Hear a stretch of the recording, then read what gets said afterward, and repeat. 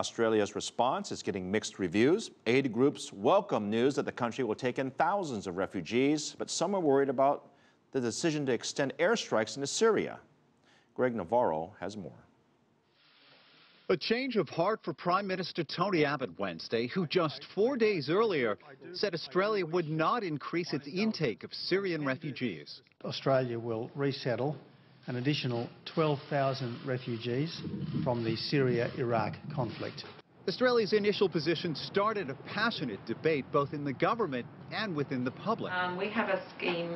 The Refugee Council of Australia was flooded with calls from people wanting to help.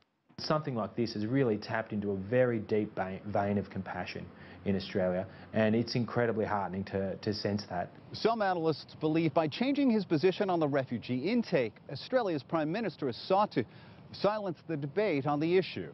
Weeks a long time in politics, 4 days can be just as long.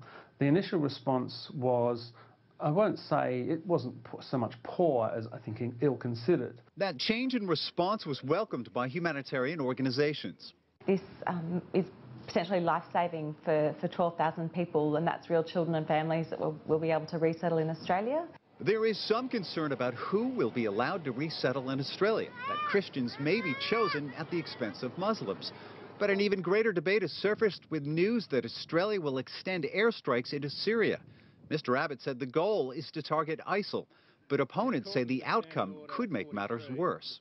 We are going to contribute to a conflict that will make a bad situation worse, and where we will see the conditions for terrorism be further enhanced through this military action in Syria. The government says those airstrikes could begin later this month. Greg Navarro, CCTV, Sydney. Next.